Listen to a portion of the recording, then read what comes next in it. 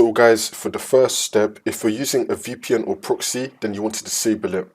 For the second step, you want to go to search and type in view network connections. Click on it.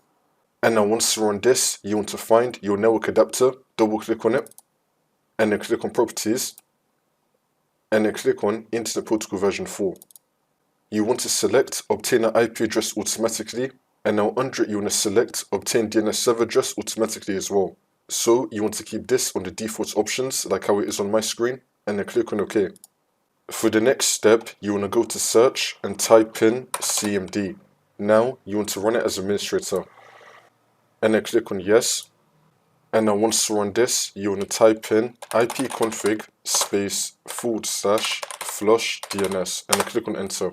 And now you want to type in netsh space winsock space reset, and then click on enter again. And now for the last step, you want to restart your computer, and then the problem should be fixed.